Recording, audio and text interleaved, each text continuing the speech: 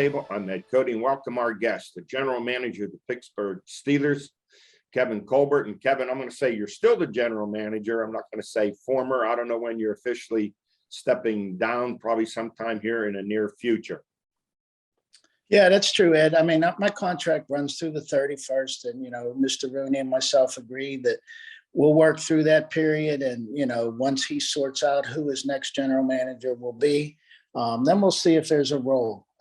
Again, I've told everybody if I can help and not hinder, then maybe it's a fit. But we want to make sure, and Art wants to make sure that he gets the next man in place, and then we'll go from there. Well, I hope in the future we'll still have time to talk to you and do interviews with you about football in general. But let's go to this year's draft. And Kevin, I don't think any general manager in any sport comes under more scrutiny and second guessing than the general manager of a pro football team with the annual draft. And you seem to handle it better than a lot of guys. You don't overreact. Criticism comes with the job and second guessing.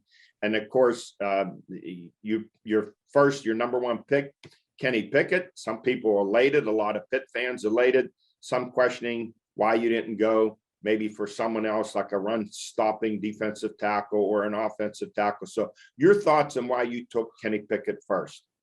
Yeah, I mean, the outside skepticism and interest, I mean, that's all part of this job, and it's all part of this profession. And that's fine, because you want fans to be passionate about their interest in their teams, and the media has to do their work as well. And we respect and understand that. But in the case of Kenny Pickett, as we stated, the quarterback position is the utmost important position for our sport. And obviously we had a Hall of Fame quarterback retire after this season, and it's going to be hard to replace Ben. So we signed Mitch Trubisky as a free agent. We still have Mason with us. But in this draft, when Kenny Pickett was available to us, it was a very easy pick. And, we didn't agree with some of the skepticism about this quarterback class. I think there's several starting quarterbacks that have come out of that class. And obviously Kenny was at the top of it, and we were very happy to get him when we did. When you bring up the Kenny Pickett, and I know you do all the kinds of testing that goes on, and we talked before about hand size, but you saw him play in cold weather in Pittsburgh, in rainy weather. So evidently the hand size wasn't an issue. No, not at all. I mean, again, when we look at these young men, we try to project how they'll do in our climate, because if we get where we want to get to, we're going to have to play some inclement games, rain, snow, minus temperatures, whatever. And obviously Kenny did it in this environment. Now, he never did it, beyond that November time for Pitt, but he showed up well. The hand size, I mean, we can get lost on all the measurements that we do, and we do them for a purpose, just for more information. But it never hurt Kenny throwing the football, and his fumble rate was not an issue with us whatsoever. So, again, every prospect will have something that you're going to have a concern with, but when they override those concerns with other factors, it's not a big decision. Kevin, I've always said if this were an exact science, you'd have MIT or CMU do the draft. And I remember my high school coach, Paul Yorm, used to tell me the scouts would come in, say to Chuck Noll, so-and-so did this bench press, he jumped this high, he did this. Noll would listen, then he'd say, put the tape on, let me see if he can play. It all comes down to that. I mean, again, we're all part of that process, and we understand it, and we want to know how big a guy is and how fast he is. But when a push comes to shove, how do they play the game? And that's the bottom line. It always will be in our eyes. He's either a football player or he's not. Am I right, Kevin? When you look at a tape, you could say, if someone has to tell you if he's a football player, then something's missing. No question. I mean, we always talk about what's their football character and who's going to make a play in a critical situation. And those are the things that we try to measure. And you can never measure the intangibles. Those are something you have to see, you have to feel, but you're not going to get an intangible time. So we just have to make the best, decisions we can. Hey, Kevin, let's go this quarterback. You signed Mitch Trubisky, so he's 26, Pickett's 24. Mason Rudolph's 26, and then you get the rookie quarterback, Oladokin out of South Dakota State. So is Trubisky the assumed starter? Or is this wide open? And this is just for me. I think with the Pickett having played at Pitt, led him to an ACC, that he's by far going to win this popularity contest when he walks on the field at Latrobe. Is there any concern about how this may impact on Trubisky? No, not at all. I mean, it'll be a great competition. You know, Mitch knew all along, Mason knew all along that us drafting a quarterback was going to be a possibility. There was no hiding the fact that Coach and I were out the entire spring trying to get our map on this class. And, you know, we were still interacting with Mitch and with Mason.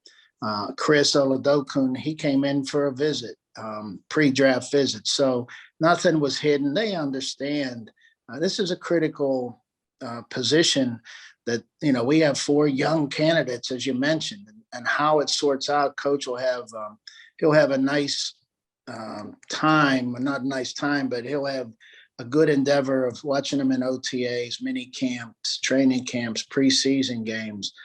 He'll have a good set of circumstances to try to make his best decision. Well, I know you were high on Mason Rudolph when you drafted him out of Oklahoma State, but it seems to me that he's the odd man out. I don't quite understand why he's received such strong criticism in his role as a backup, 5 and 4. I think he's done a pretty decent job, but does he have a chance here in the mixture? Yeah, I've always respected Mace. You know, when he had to start that year that Ben, you know, was lost for the season, he stepped in. He did what he could do. You know, we always reference the bad game that he had at Cleveland and that situation. And that's part of a lot of times when you return from a serious injury like he did from that Baltimore game when he got knocked out, that first game back is usually a tough one. And then it was for him. And then when he came back, I think in the next game at Cincinnati week, he was trying to prove that that wasn't him. And he didn't play good and he got replaced. Later in the season, he got back into the starting lineup, leads us to 2 touchdown drives, I believe, against the Jets. And then he breaks his collarbone. So Mace has had some bad luck. But as you mentioned, he's 5-4-1 as a starter. And he's a winning starting NFL quarterback. And he's a young man. And he does everything that we ask him to do. So he will definitely still be in the mix. Kevin, let me ask you about running back at depth. Last year, Najee Harris was on the field for more snaps than any other running back in the NFL. And there's statistics out there that show you have 3 years in a row like that, you're going to get diminishing returns. Is there any concern about that and what will be done this year maybe to reduce his number of snaps on the field? Yeah, I mean, you know, Najee is a very durable young man. It doesn't mean that you can just take him and play him every snap. And I think we learned a lot about Najee last year, and we'll continue to learn. You know, Benny Snell has to step up and be that guy that we can put into more than just situations. Anthony McFarland, Anthony hasn't quite gotten onto that field as much as we had hoped he would because of different injuries, but he has to push his way up too. So we'll see how it sorts out the rest of the way. And we understand Najee's a special player, but as you mentioned, you know, sometimes if you overwork those guys, it'll be different. So again, a whole transition is going to happen with this offense as we move away from, you know, Ben's era into whatever the next quarterback is. So I think Najee's emergence and those other guys behind him will all be part of that. Kevin, defense has been a mainstay for the Steelers going back to the days of the steel curtain. Last year, not typical of a Steeler defense, 25 points per game, 3 games, I think, 40 points or more.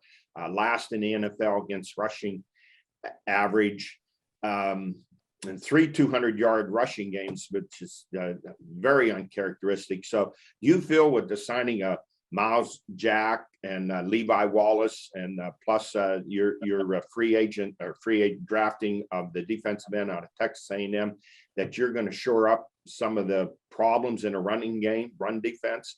Yeah, we're hopeful of that. Obviously, we lost Stephon to a knee injury and a personal situation, and he was not available to us all year. We unfortunately lost Tyson Alualu, who's an excellent veteran nose tackle. So you lose two starters off that defensive line. Devin came back from his knee injury, and he wasn't 100% probably up until later in that 2021 season. And then Vince Williams, who was at the back end of his career, decides to retire right before training camp. So you took off really four starters from what we've had previously. And, not to make an excuse, but that's the reality of the group we had last year. So again, Miles Jack being available to us, that was exciting. Miles is a former Pro Bowl player with, excellent athleticism, but he's got good run stop ability. Tyson's back. We hope that Stephon gets back up to speed, and we'll see where it goes. But we know we weren't good enough last year. Devin knows it. He didn't play up to the level he expects of himself, let alone us. So all that coming back together, I think we will be better. Yes. Kevin, thanks for joining us. Great career, 22 years, 3 Super Bowls, 2 Lombardis, just a great run for you. And I appreciate your taking time these last 7 or 8 years coming on our show. As good as you've been as a GM, I've always been impressed by the fact that you've always been a gentleman. Hey, Ed, I appreciate the professionalism from your part, and, look forward to seeing you. If not at a Steeler game, maybe we'll be at a Slippery Rock or a high school game somewhere. There you go. Maybe I'll see you at a Pitt game too. Thanks, Kevin. Good luck to you. Enjoy your retirement. And I hope sometime we can have you back just for a general talk about football. You got it, Ed. You take care now. Thank you. Take care. I'll be right back with Ellen George. Thank you for being an Armstrong customer. As your internet, TV, and telephone provider, we continually invest in our state-of-the-art fiber optic network across 6 mid-Atlantic states to meet current needs and stay ahead of future demand. Our employees are your family, friends, and neighbors. Their dedication to customer service sets us apart as an industry leader. We believe it's our responsibility to be good community partners through sponsorships and outreach programs like Breaking Bread. Why Armstrong? Unmatched employees, unmatched customer care, unmatched fiber network.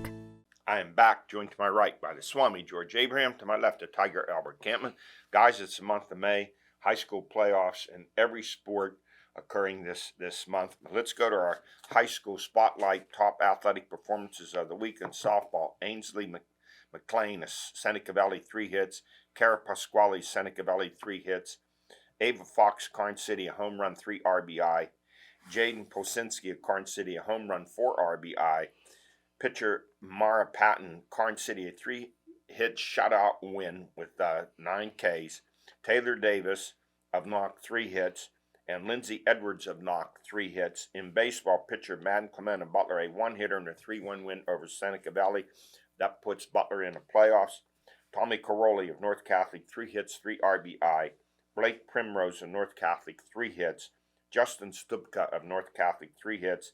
And pitcher Thomas McLaren of Mars, 10 Ks. And pitcher Nate Malik, he's one of the best in the WPL this year at Seneca Valley. He had 11 strikeouts in a 1-0 win over Butler.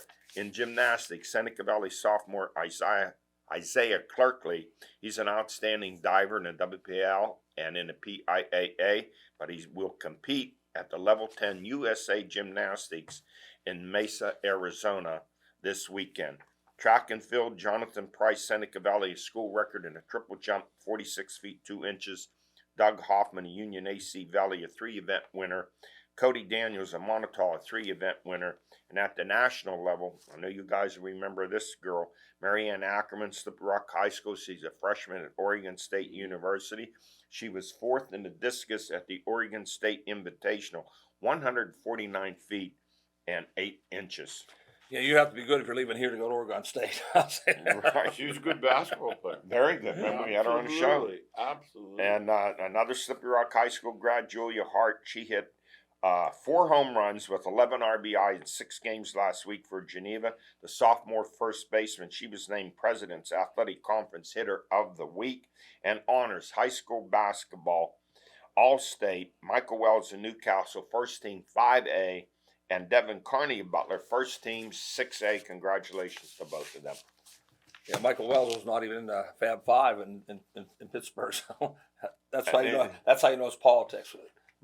Sometimes your first team All-State and you can't make the All-Region team.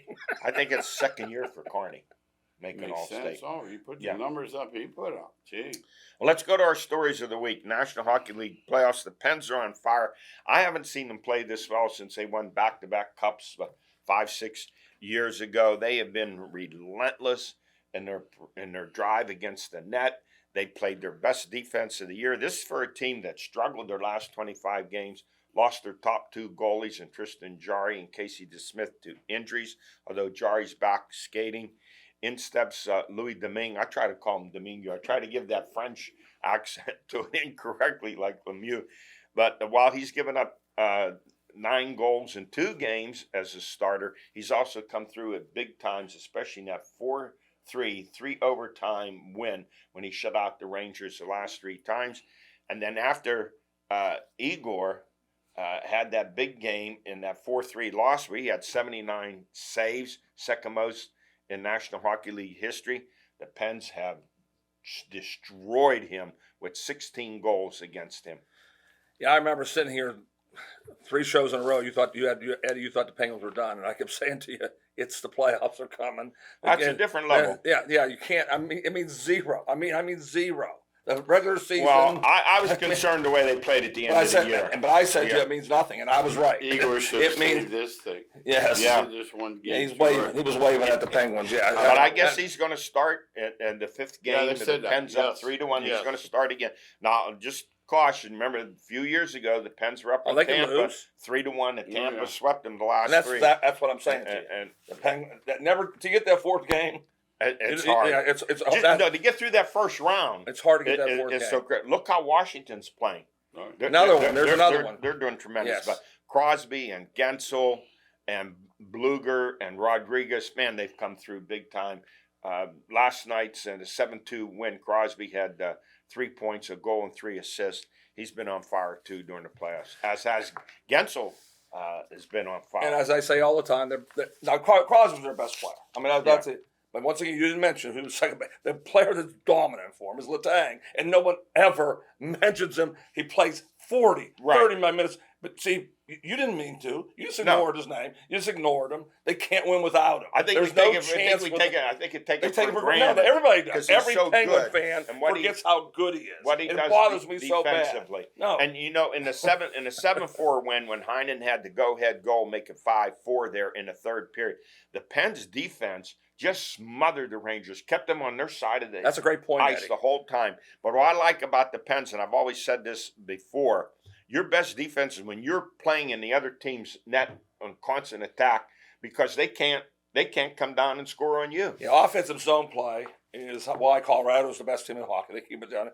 And when the Penguins are playing great, they control the boards, they cycle with the puck, and they are a runaway freight train. And I'll say it again, Letang's part of that because he's an offensive defenseman. You cannot take your eye off him, or he'll score 2 goals. He's on the ice for every time that the other team's best team. Yes. When the other team's best line's out there, because they'll say his plus minus wasn't so good. Well, if you're playing against McKinnon all the time, and you're playing, that's what happens with your plus minus. Well, who saw this coming? Let's go, Pens. Keep it going. Who saw this coming? Kentucky Derby, an 80-1 long shot, Rich Strike. From not only that, from 14 behind, he comes through to win. Oh, yeah. This was the longest odds since 1913, when it was 91-1 for a horse back then. I think it was Connerall, something like Bill that. Bourne. Bill Bourne, yeah, Was he riding? there. He was right. Far You didn't see this coming. Anyone who told me, no, listen.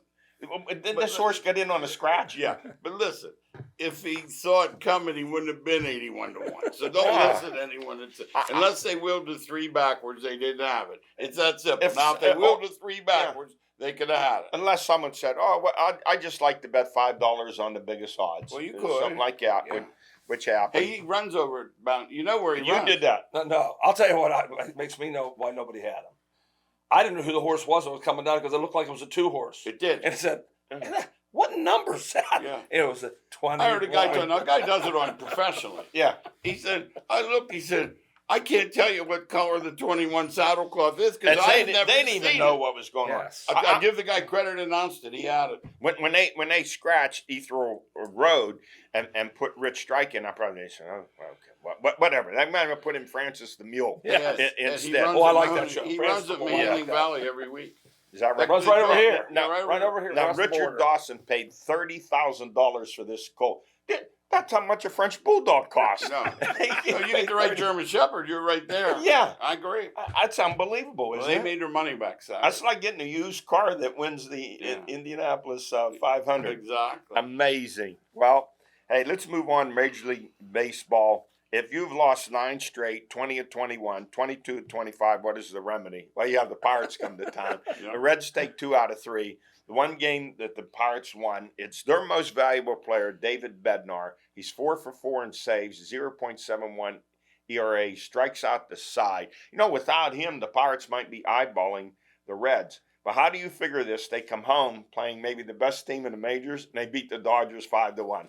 Yeah, baseball will even out, and it's done it for thousands of years. And the Reds were going to beat somebody, and they end up beating, and then they beat And they beat Milwaukee. the Brewers, that's yeah, nice. so it's going to happen. And Pittsburgh's going to beat somebody 1 out of 3. That's what's going to happen. It's just, if not, somebody lose 150 games and somebody win 150 games, and it never happens. It's gone on a year and a half. They haven't won a series. Oh, boy. Pirates. Now, Colin Moran, they got rid of him. What, George? For what they were paying Yeah, him they weren't last year, paying him. he hits 2 home runs and a grand slam and 6 RBIs against them on Sunday. Goes to figure that the hand that comes. What's They that saying? bite the hand that feeds you. Yeah, But right. No, seriously though, he's not hitting either. When he hit 100 No, out, he's lousy. He's Yeah. lousy too. People on Pittsburgh, they'd be booing him out of the stadium. He just happened to have one great game. Yeah, against them. Everybody- I yeah, bet he felt good. Guys, let's go to this gathering storm volcano of college football and names, imaging, and likeness. The departure of Jordan Addison from Pitt has really thrown some gasoline on this fire. Now, Pitt coach Pat Narduzzi on USC transfer quarterback Caden Slovis said he came to Pitt for all the right reasons, not for the money. And my response is this, Coach, if you think Addison's departure is an anomaly, that he's going to be your only Pitt star to leave, you're deluding yourself. That's why you don't say anything, because they're going to be getting kids somewhere along the line too. Slow. They got 2. You know? But I'm They talking got the about star receiver. because of the money. I got- right, I'm right. talking about they're going to be getting somebody too. Absolutely. And so that's why you don't He's say going to anything. tell some Pitt booster, don't Yeah, that's what give I'm any saying. deal. Hey, Exactly. So they you got the shouldn't best- say anything. They got the best receiver in the portal. Out of Akron. You don't know why. Yeah. You don't think he got anything? I don't know. Maybe he did. Now the figure for Addison's up to what, 3 million plus? Hey, just this year, last month, more than 3,600 football players, football bowl subdivision, have jumped into the transfer portal. That's according to ESPN and the Post Gazette, and 1,400 basketball players. You see, it's a tsunami. And it's of not what's it's going not on. done yet. I'm telling No, you. it's done. You know, it's just starting. That's what I'm saying. because it's spring ball. When There'll they be find out there'll be the players start- play all 5 years different schools. Yeah. No, Well- they'll say, No, what can you give we me? got the guy. What can you give The guy me? that was yelling blue bloods. This is be his 6th school from New Mexico State. Yeah, Teddy Allen. Yeah. Teddy Allen. Now, some conference commissioners and university presidents have gone to Washington. They want some federal law.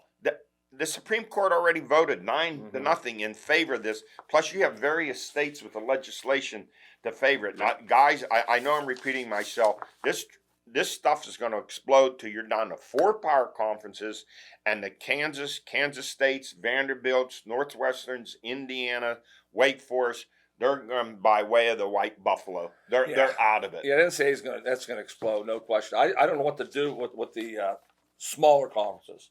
Like you mentioned, some MAC, big, Sun Belt. the MAC, Sun Belt. I don't know. Yeah. I don't know where they're going to go. I have no idea. They got to be a different level because you're gonna have this. I say Power 4. They're going to condense, and they're going to have their own commissioner. Breakaway. The I see it NCAA coming, doesn't too. want to deal with any of this. No. They've washed their They're hands not equipped. of it. They don't have the investigative power, the authority, Right. etc. No. And they really don't care about the football, though. I'm telling you, they care about Basketball's basketball their money. tournament. That's where all their money is. So that's what I'm looking for. What's going to happen in basketball? Because I don't think it's going to be in 3 years. I don't think March Madness is going to do the same thing. It's going to be something different. I agree. I with have you, no idea what it's going to be. And they're making this argument that the transfer portal and the NIL should be separate, and the NIL should not be used as a recruiting tool. Are we going to laugh at the same time here? No, Are they? won't use it. Where are No, they? Where are they these guys won't. coming No, from? They're delusional. Okay, They are. When I look at this, I finally say to myself, the seedy underside of college athletics has come to the forefront. That's all. That's where it is now. There were Now- guys getting paid before. You just didn't know how much. Well, look at John Ruiz, the billionaire at Miami, did. He gets the guard from Yeah, Kansas State to come, Absolutely. and then his star player Wong Whoa. was going to leave. He goes, Yeah. so Yeah. he gave the kid from Kansas State $800,000 deal. He said to Wong, "Don't go anywhere," and he gives Wong an They $800,000 just brought deal. a set of twins in from Fresno, the women's team. Same deal.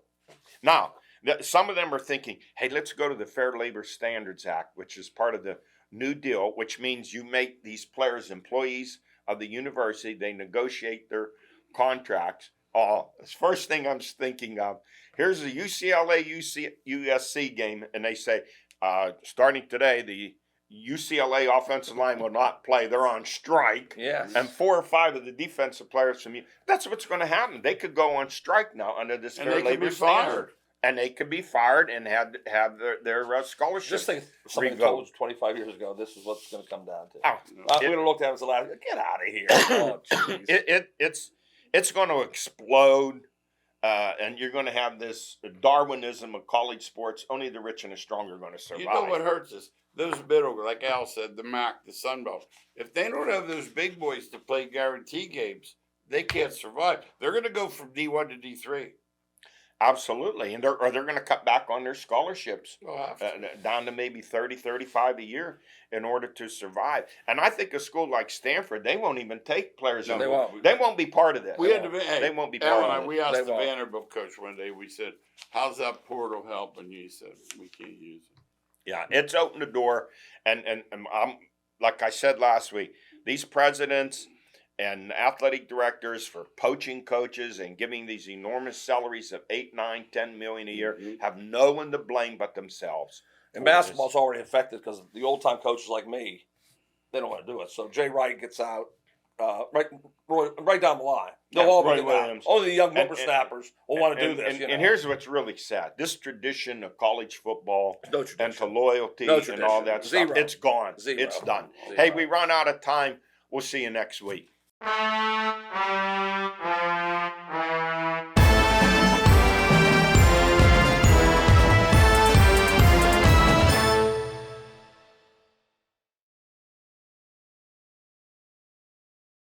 No one plans for a plumbing emergency. If it happens, turn to the experts at Armstrong Comfort Solutions. Matt Mertz Plumbing is now part of the Armstrong Comfort family. Do you have a leaking pipe, a toilet backing up? When you need a plumber, you want an honest, licensed professional. We're available 24/7. Our plumbing experts can handle any need or emergency, including trenchless sewer replacement. Armstrong Comfort Solutions and Matt Mertz Plumbing, 2 great local companies coming together to better serve Western PA. Business Pro Wi-Fi from Armstrong Business Solutions is more than just Wi-Fi. It enhances productivity, tightens security, and is tailor-made for small business. Take control over guest networks with a branded portal, protect sensitive data, and manage staff with the WorkPass app. Business Pro Wi-Fi gives you customer insight, turning analytics into opportunities. Get a fully connected business intelligence platform in the palm of your hand. Business Pro Wi-Fi from Armstrong Business Solutions.